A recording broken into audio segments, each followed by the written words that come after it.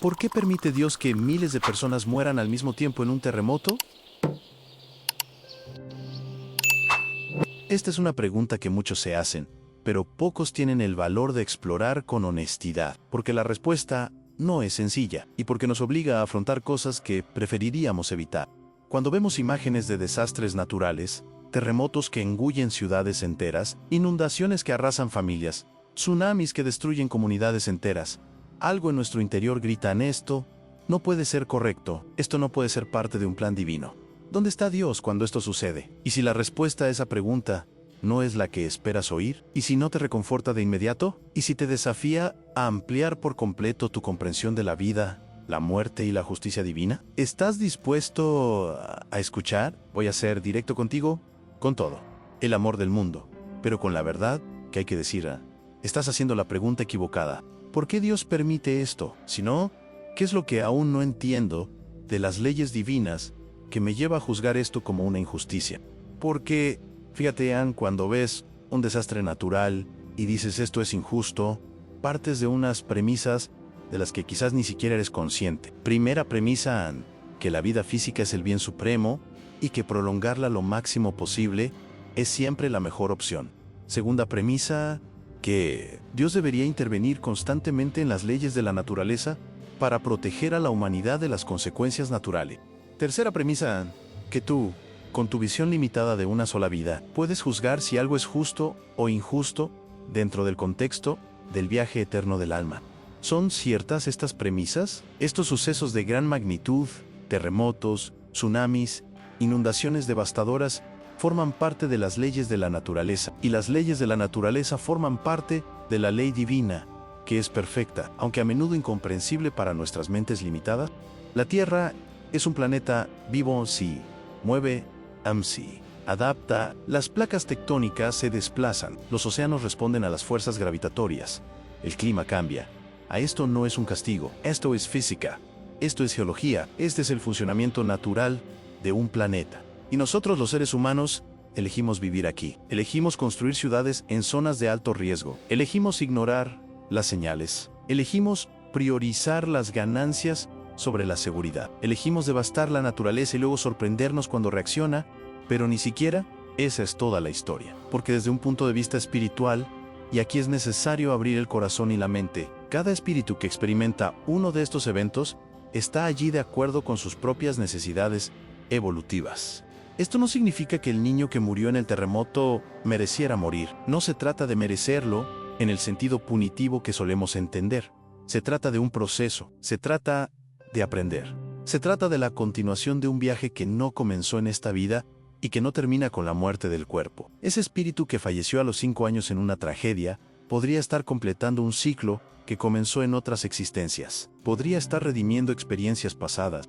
Podría estar aprendiendo lecciones que solo esa forma de partir podría enseñar, incluso podría estar ayudando a otros espíritus involucrados en la misma situación, y nuestra opinión sobre si es justo o no es, francamente, irrelevante frente a la sabiduría infinita que rige estas cosas. Pero, ¿qué pasa con los que quedan atrás? ¿Qué pasa con los padres que perdieron a sus hijos? ¿Qué pasa con los supervivientes que lo perdieron todo? Si su dolor es real, es profundo, es desgarrador, y en muchos casos, estas situaciones representan pruebas igualmente difíciles para quienes permanecen en la Tierra, quizás incluso más difíciles que para quienes han partido.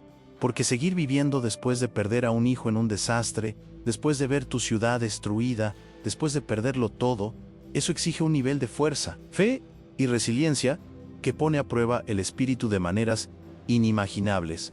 Son experiencias que invitan, o más bien fuerzan, el crecimiento interior, el desarrollo de la resignación, o en el sentido de rendirse, sino en el de aceptar lo que no se puede cambiar. El fortalecimiento de la fe, cuando todo parece indicar que no hay razón para tenerla.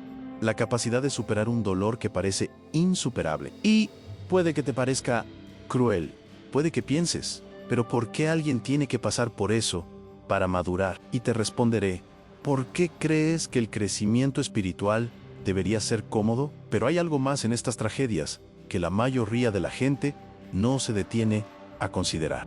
Existe un importante aspecto colectivo que se revela precisamente en los momentos más terribles. Cuando ocurre una catástrofe, sucede algo extraordinario, a la humanidad se une. Personas de diferentes países, culturas, religiones e ideologías políticas, todas esas divisiones que normalmente nos separan, se disuelven repentinamente ante la tragedia. ¿Y qué surge? Compasión and solidaridad. Un deseo genuino de ayudar. Las donaciones llegan de todas partes. Los voluntarios cruzan océanos. Personas que nunca se han conocido trabajan juntas en el rescate. Desconocidos lloran juntos. Este movimiento de amor colectivo genera vibraciones tan poderosas que mitiga, aunque parcialmente, los efectos de toda la violencia, la intolerancia, el odio y la división que normalmente caracterizan al mundo. Durante unos días, durante unas semanas, la humanidad recuerda que el dolor de uno es el dolor de todos, que estamos conectados de maneras que van más allá de las fronteras y las diferencias superficiales. Esto no justifica la tragedia, pero revela algo sobre la capacidad humana para amar que quizás solo aflora en circunstancias tan extremas. Hay algo que probablemente te resistirás a aceptar, pero que forma parte de una comprensión espiritual más profunda. Hay situaciones en las que estos acontecimientos forman parte de procesos colectivos de reajuste espiritual. Muchos espíritus experimentan muertes masivas porque necesitan vivir ciertas vivencias juntos, porque existen conexiones entre ellos de vidas pasadas, porque hay lecciones que solo pueden darse de esa manera, en ese contexto, con ese grupo específico de almas. Nada, absolutamente nada, ocurre por casualidad en el universo. Siempre hay una razón superior, aunque esté más allá del alcance de nuestra limitada comprensión de una sola vida, una sola perspectiva, un solo cuerpo. Podrías decir, pero entonces está bien, debería permanecer indiferente al sufrimiento. No, a 1000 veces no. El dolor es real, el sufrimiento es legítimo, las lágrimas están justificadas. Pero estos acontecimientos, por terribles que sean, también impulsan a la humanidad hacia adelante. Promueven el desarrollo tecnológico, sistemas de alerta, edificios más seguros, protocolos de rescate más eficientes, despierta la responsabilidad colectiva sobre cómo construimos nuestras ciudades, cómo tratamos la naturaleza, cómo nos preparamos para las emergencias, fortalecen los lazos humanos, a las familias se unen, las comunidades se reorganizan y la solidaridad se manifiesta. Crean conciencia sobre la fragilidad de la vida, sobre la importancia del presente, sobre el cuidado de lo que realmente importa. ¿Qué debemos hacer entonces cuando nos encontramos físicamente lejos de estas tragedias? Vibra en el amor. Esto no es una tontería esotérica, es real y poderoso. Oren por aquellos que han fallecido, para que encuentren paz y luz en el reino espiritual. Oren por quienes sufren, para que encuentren la fuerza para seguir adelante. Oren por quienes trabajan en operaciones de rescate, para que sean protegidos y guiados.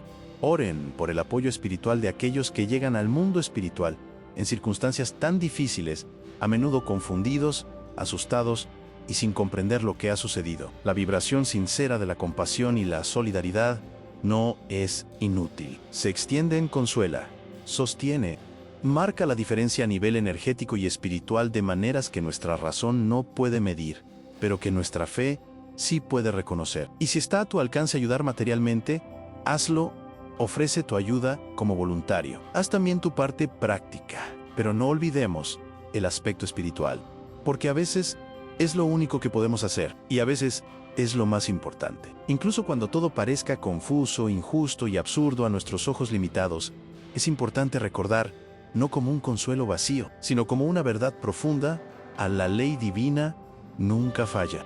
Lo que hoy nos parece cruel se enmarca en un contexto mucho más amplio del que podemos percibir. Un contexto que abarca la continuidad de la vida más allá del cuerpo. Un contexto que implica la evolución eterna del espíritu. Un contexto que abarca planes y propósitos que nuestra mente no puede comprender. Confiar en Dios, incluso ante un dolor inexplicable, es un profundo ejercicio de fe. No se trata de la fe ciega que acepta todo sin cuestionarlo, sino de la fe madura que reconoce sus propias limitaciones de comprensión y elige confiar en la sabiduría infinita que rige el universo. La verdadera esperanza no niega el sufrimiento, no minimiza el dolor, no dice todo está bien cuando claramente no lo está, pero nos ayuda a cruzar incluso el valle más oscuro con un poco más de luz, con un poco más de conciencia, con un poco más de amor en nuestros corazones. Así pues, hoy, ante esta difícil reflexión, les invito a tomar algunas decisiones al ampliar tu comprensión de la vida y la muerte, de la justicia divina del propósito superior que rige la existencia. Elige vibrar con auténtica compasión cada vez que oigas hablar de una tragedia, en lugar de consumir las noticias simplemente como un morboso entretenimiento. Elige poner de tu parte, y así orando, ayudando materialmente o siendo más consciente de cómo tus decisiones afectan al mundo. Elige confiar en que existe un orden superior, incluso cuando todo parezca caótico. Si este mensaje te ha provocado alguna inquietud, reflexión o cuestionamiento, suscríbete al canal Mensajes del Alma y compártelo con otras personas que necesiten ampliar su visión espiritual. Únete a la corriente de 1000 corazones a personas que han elegido madurar espiritualmente, que han elegido comprender en lugar de simplemente juzgar, que han elegido confiar incluso cuando no lo entienden todo. Este es un compromiso espiritual con tu propio crecimiento y con la elevación de la conciencia colectiva. Puedes volver a empezar. Que Dios bendiga tu vida y tu camino.